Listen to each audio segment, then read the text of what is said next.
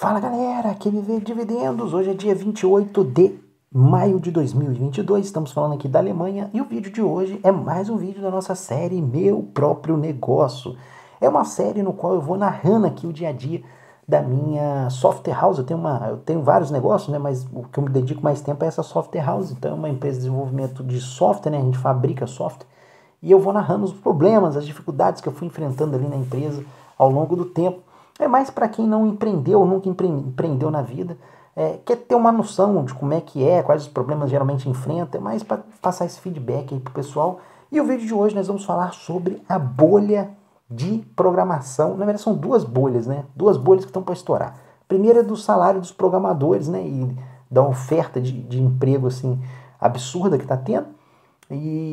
E a segunda bolha já comento já em seguida com vocês, mas são duas bolhas que a gente tá vendo aí que vai estourar.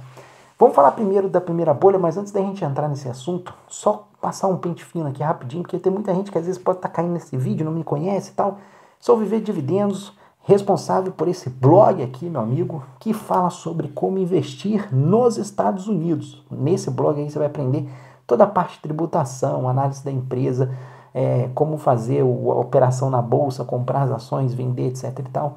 A gente vai narrando aqui o passo a passo, né, nossa trajetória rumo à independência financeira, né, fazer com que o dinheiro trabalhe para você, né, esse aí é o nosso objetivo, porque não dá pra gente ficar programando a vida inteira, né, então a gente tem que botar a grana para trabalhar. E aí uma vez por mês, por conta de eu passar esse pente fino, eu faço um post igual esse daqui que vocês estão vendo, ó. Esse aqui do post de receitas e despesas, né, gastos e receitas, que eu mostro ali mês a mês o quanto que eu ganhei, quanto que eu paguei ali, gastei. Então, por conta disso, eu acabo tendo que usar a máscara. Então, eu sei que é um pouco incômodo para algumas pessoas, mas vai se acostumando aí, com o tempo, depois você perde esse medo aí, tá bom? Bom, eu fiz até um vídeo aqui no passado, aqui no blog, né? Vamos ao que interessa. Fiz um vídeo no passado aqui, falando sobre linguagem de programação. Vídeo lá de 2017, ó. A bolha estava começando ali naquela época, ali praticamente, né? Então tinha pouco tempo ali. Não, já tinha uma bolhazinha, né? Mas não estava nos níveis que estão hoje, né? Eu vou falar que aqui esse negócio começou, esse movimento começou talvez ali em 2010, mais ou menos. Talvez até um pouco antes, né? Quando o pessoal começou a querer fazer muito aplicativo, né? O pessoal fazia, tipo, o pessoal saiu do site e começou a querer construir aplicativos próprios, né? E foi aí que a gente viu esse boom aí de aplicativos, né? Que a gente tem hoje, por exemplo. Você vai ver que toda bolha ela vem de uma grande demanda, né? Tipo, uma demanda muito alta e é a demanda que está movendo aí esse mercado de desenvolvedores aí, é essa demanda de aplicativos, né? Então a gente vê o surgimento aí de aplicativo de delivery, né? Então tem trocentos aplicativos que fazem delivery de comida. Você vê aplicativo para car sharing, né? Tipo Uber, né? Da vida, 99, essas coisas. Você vai ver aplicativo tipo Airbnb para você alugar casa. Cara, tem aplicativo para você fazer banho tosa do cachorro. Cara, tem aplicativo para tudo que você imagina hoje em dia. E meio que essa febre aí dos aplicativos, de criar vários aplicativos, fez com que a demanda requisitasse novos programadores, porque você precisa de programadores, né? Você precisa de desenvolvedores para fazer os aplicativos. E aí, essa demanda aí fez com que os salários dos programadores fossem aumentando. Por quê? Você não tinha uma grande mão de obra. Programador não é uma coisa que você se forma assim no instalar de dedo, demora um tempinho para o programador começar a avançar, mas você vai vendo que ele meio que surgiu uma demanda muito alta, não tinha mão de obra, e o salário da galera que estava foi catapultado lá pro alto. Show de bola, faz parte do negócio. Eu até falei aqui nessa minha série aqui, né? Vamos ver aqui, ó, empreender aqui, não sei qual foi a última que eu fiz. Foi a 39, essa aqui é a 40. Eu falei da treta no desenvolvimento, né? Lá em 2021. Tem tempo que eu não faço vídeo da série, né? Agora voltamos, né? Quase um ano aí depois, praticamente, né? Voltamos a fazer, né? Mas eu falei da treta no Zave, que eu perdi toda a minha equipe de desenvolvedores. Cara, depois eu cheguei a contratar outras pessoas, contratei o dobro de gente para poder segurar. Mesmo assim, acabei perdendo. Depois tentei pegar o pessoal do zero para poder treinar o pessoal, formar uma base ali. Cara, passou um pouco tempo, os caras vieram, levaram os guri novos que eu tava treinando.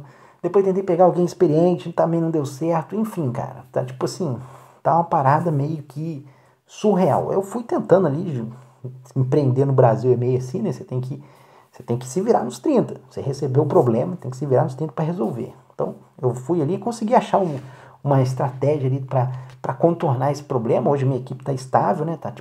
Tá meio que fechado o time ali. E vamos tentar levar desse jeito, né? A coisa parece que deu uma equilibrada ali do meu lado. Mas agora a bolha começou a explodir, né? Tipo, eu já consegui dar uma equilibrada desde o ano passado, né? Finalzinho assim de 2021, mas depois do meio do ano mais ou menos, eu comecei a conseguir dar uma ajustada na coisa.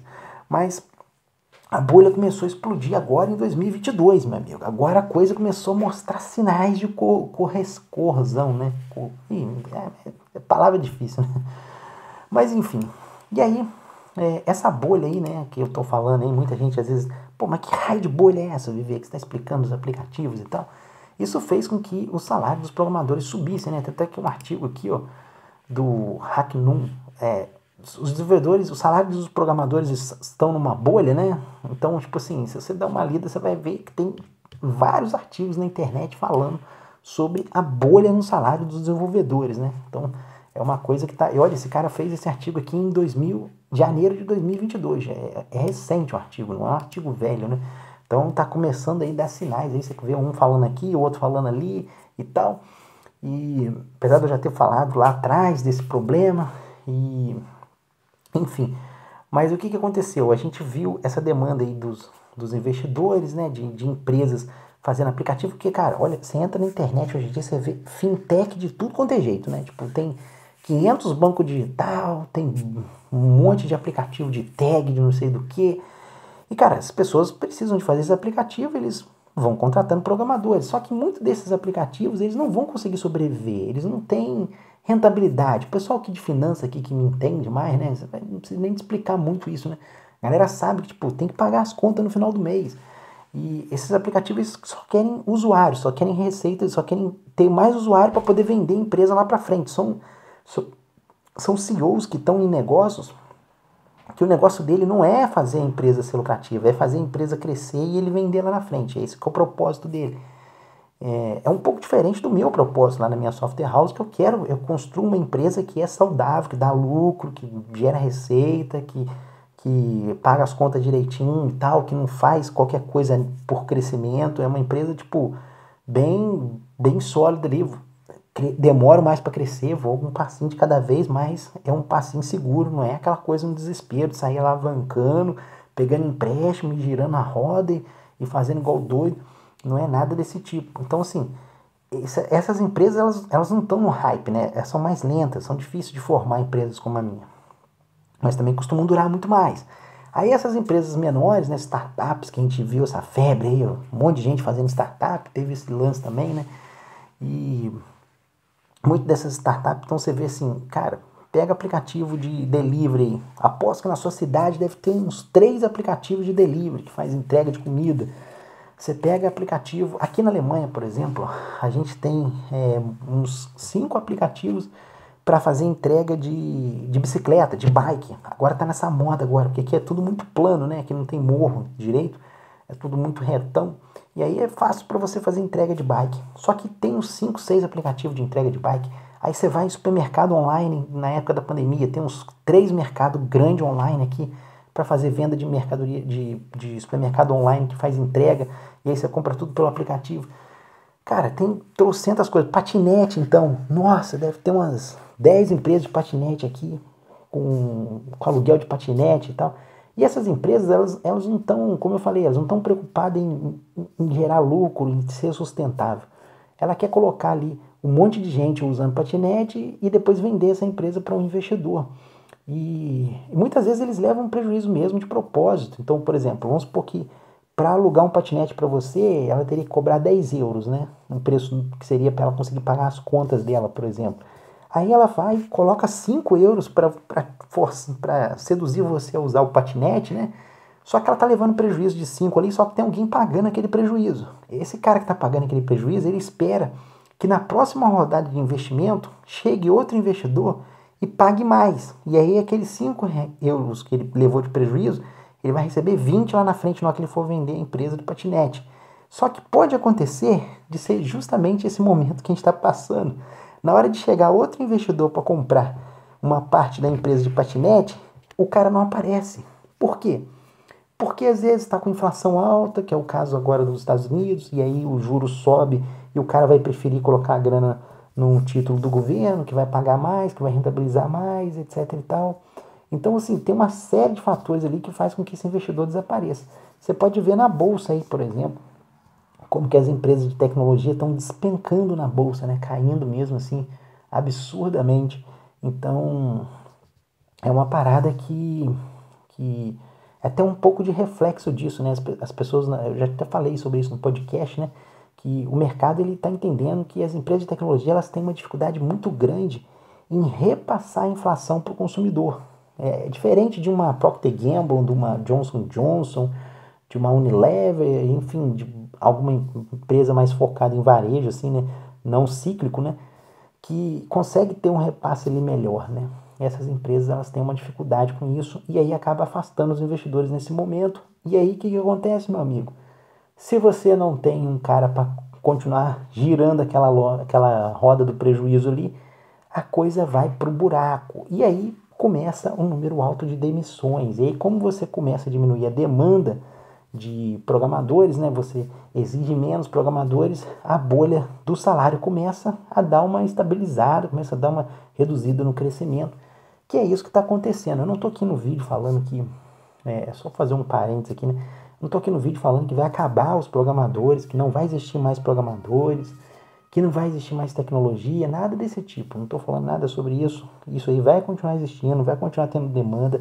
Os programadores vão continuar com salário. Não estou falando que os caras vão ficar desempregados, ficar com a mão na frente e atrás. Não é bem isso.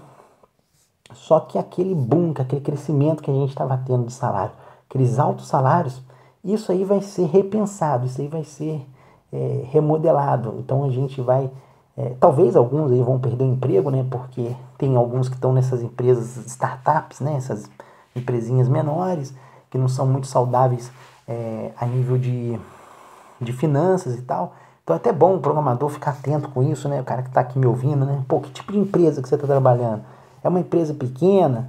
É uma empresa que tipo só está gerando receita? E muitas vezes, por exemplo, até conheço alguns programadores que eles saíram para uma empresa que, vamos supor, por exemplo, vamos dar um exemplo que a gente tem uma empresa grande, sei lá, a Walmart. Aí você tem um Walmart ali, é uma empresa que vende mercadoria, que vende produto ali. Aí de repente o Walmart lança, sei lá, a empresa o banco do Walmart. Então, Banco Mart, sei lá.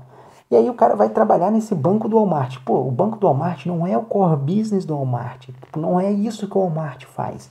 Ele não vende finança, ele não vende receita, ele não ganha sua receita através de serviço financeiro.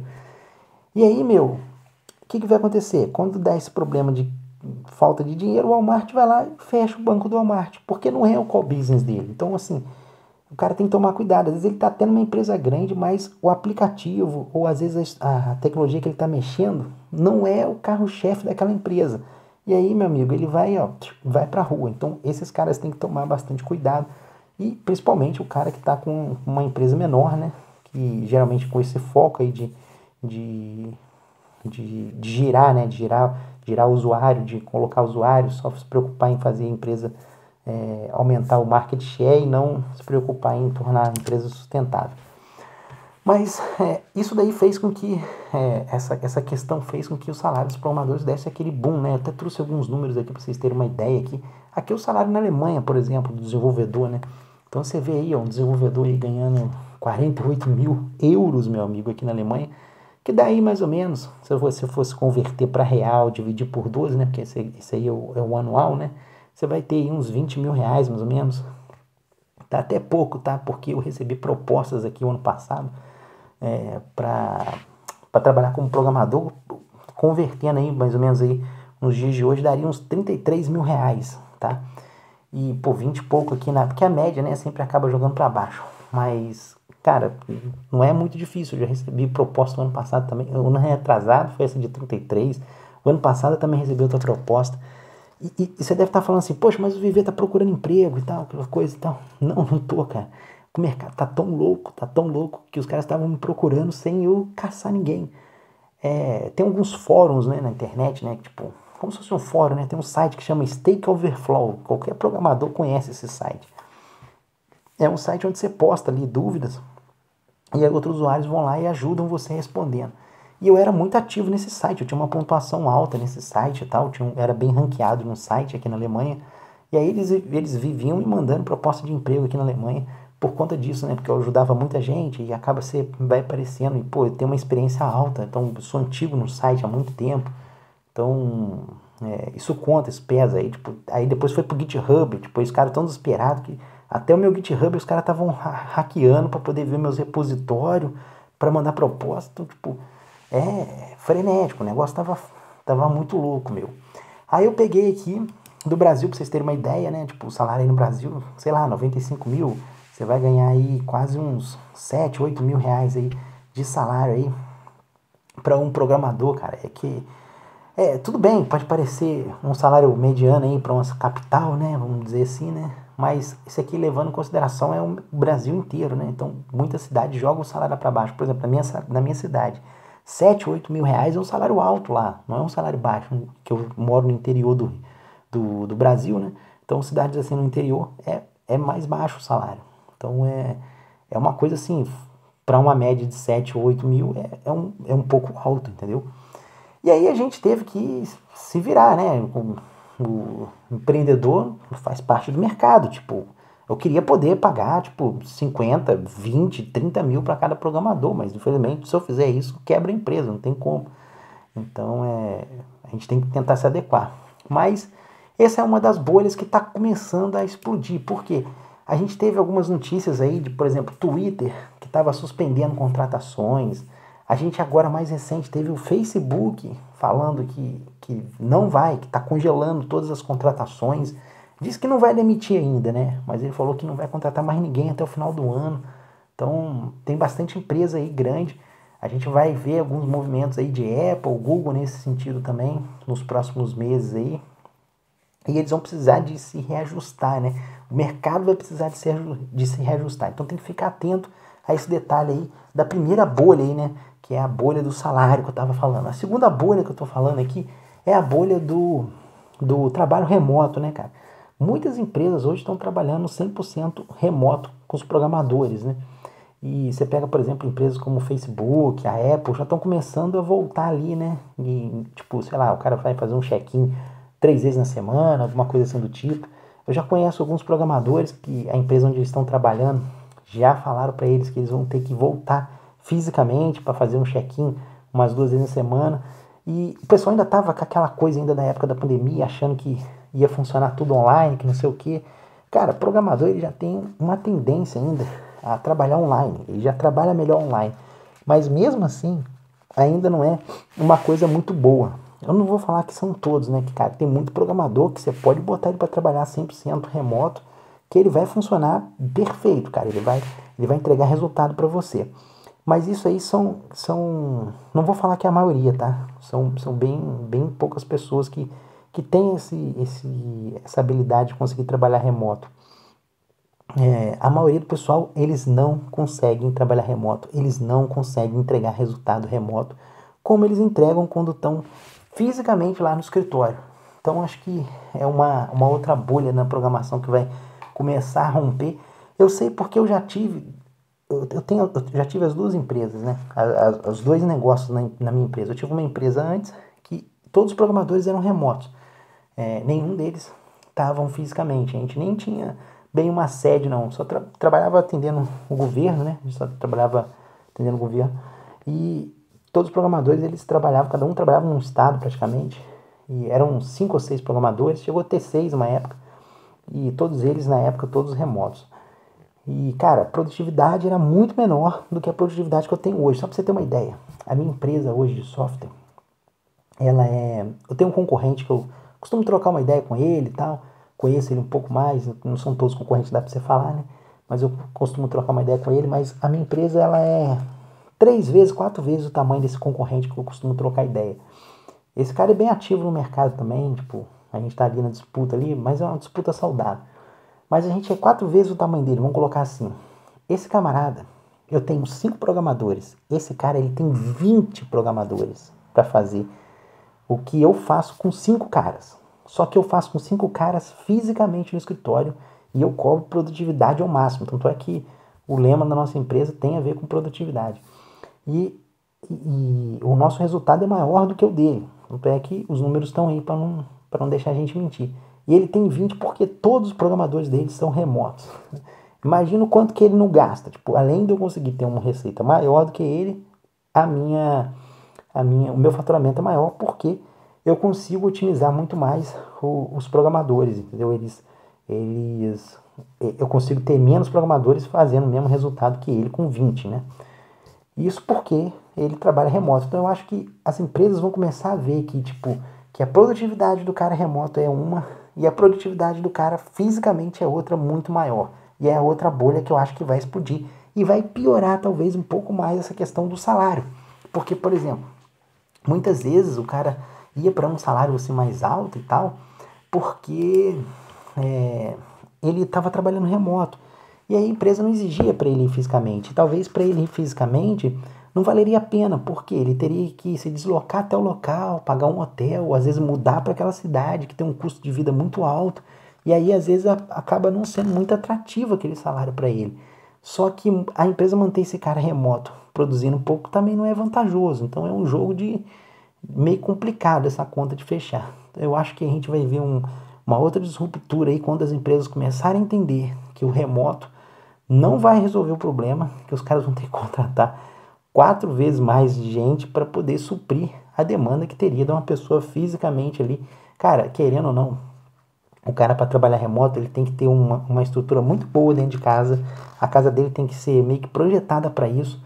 Ele não pode ser interrompido o tempo inteiro. Tem muita gente que tem criança, tem filho e a gente sabe que basta ser no restaurante, você vai ver a educação das crianças hoje em dia, como é que é complicado, cara. Eu quando tinha filha aqui, eu já ensinei minha menina já desde cedo, a Laurinha, a não me interromper. Quando eu estou trabalhando, ela sabe que não pode me interromper. Eu fecho a porta aqui do meu quarto e ela não entra, fica ali fechado, porque ela sabe que eu estou trabalhando. Então, as famílias, porque eu já estou desde muito tempo trabalhando remoto. Eu trabalho home office há muito, muito tempo. Antes de começar a pandemia, nem sonhar em pandemia, uns 10 anos antes eu já trabalhava remoto.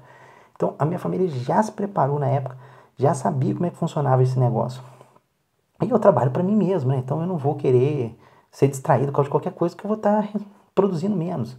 O cara que está trabalhando fichado para um patrão, ele não vai pensar nesse mesmo raciocínio. Como eu falei, não são todos, existem exceções, mas a grande maioria das pessoas, e se tratando principalmente de brasileiros, eles não conseguem trabalhar remotamente. Eles, talvez até o alemão tenha um pouco mais de tino com isso, que o alemão é muito concentrado, mas tem muitos povos, tipo brasileiro, americano, indiano, essa galera é muito distraída, entendeu? Então às vezes você pega um alemão, um japonês, eles são focadão assim tal, esses caras talvez até funcionem remotamente.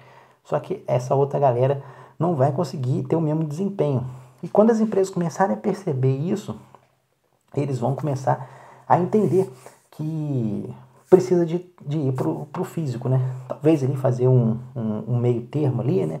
Uns 3 dias físico, 2 remoto, aí meio que só para no processo de transição, né? Mas, enfim, é óbvio que sempre vai existir aqueles trabalhos remotos, sempre vai existir as empresas remotas, igual, tipo, eu tinha uma empresa que o perfil de profissional que eu buscava era muito difícil de conseguir aqueles profissionais altamente qualificados numa mesma cidade e com o salário que eu conseguisse pagar, e aí acabava que eu tinha que trabalhar remoto mesmo, mas enfim, eram pessoas muito bem capacitadas mesmo, e era um outro perfil. Geralmente a maioria dos programadores, você não vai, talvez, ter a galera não vai ter essa mesma preocupação em produzir, entendeu? E eu acho que vai ser uma outra bolha que vai estourar aí em breve. O pessoal tá achando que programação, eu conversei com alguns programadores, eles, não, vai ser tudo remoto agora para sempre, ninguém volta mais não, que não sei o quê. Eu falei, volta, você vai ver que volta, porque quando começar, o pessoal que está trabalhando fisicamente, começar a dar resultado, o cara vai ficar assim, rapaz, será que é? Será que eu estou fazendo uma coisa errada? Aí ele vai começar a perceber. Mas enfim, cara, a coisa tava muito louca, tipo, tinha programador que, lá no meu setor lá, que, cara, tinha uns malucos que tinha acabado de aprender alguma coisinha e, cara, o cara não tava preparado para ir pro mercado, os malucos estavam contratando o cara sei lá, pô, tipo, para um aplicativo foda, para um aplicativo complexo, e os caras, tipo, não tinham estrutura. Aí dava essas merdas que tá tendo aí, eu não sei se vocês viram aí, que o Itaú saiu fora do ar uns tempos atrás aí, tipo, vira e mexe aplicativo aí, sai, cai, o WhatsApp cai, tipo, esses caras tão muito ruins, entendeu? Os caras, tem muita gente ruim trabalhando em cargo, tipo, que não deveria de estar. Os caras são muito fracos tecnicamente, entendeu? E aí acaba caindo nesses problemas aí. Mas enfim, isso aí vem outro caso, outro problema aí da nossa carreira, aí, do nosso segmento de programador, né? Mas de modo geral, então essas duas bolhas aí, só deixando registrado aqui para vocês, né? Que uma delas já está prestes a estourar aí, que é essa questão do salário, e a outra bolha, essa questão do remoto aí, 100% remoto, sempre tudo remoto, vai acabar isso aí, a galera vai voltar para o físico, já começa a se preparar com isso, quem é programador, porque vai bater isso aí, essa aguinha aí na bunda aí uma hora, beleza? Então acho que é isso. Foi bom conversar com vocês aqui de novo. Espero que vocês tenham gostado do vídeo aí. Não tô aqui querendo desanimar ninguém, nem conforme já frisando novamente. Não acho que vai acabar a carreira de programador, que vai ficar um monte de gente desempregada, não é isso. É óbvio que vai ter alguns ali e tal, mas eu acho que a maioria do pessoal aí competente aí vai continuar com o emprego, porque a demanda tem ainda, mesmo apesar de estar reduzindo esse número de aplicativos, de sites, de fintechs da vida aí no mercado.